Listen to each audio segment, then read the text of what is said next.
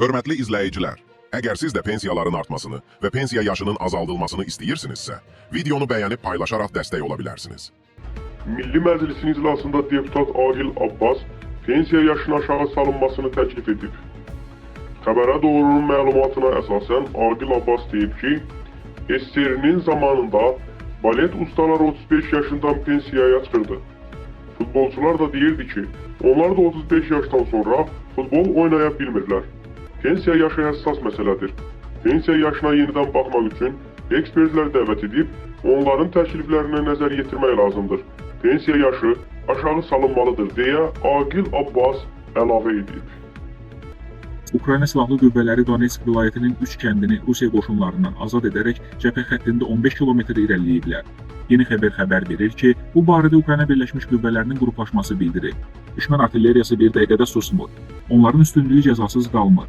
Bizim hər cavabımız işğal şirki bahasına başa gəlir, məlumatda qeyd olunur.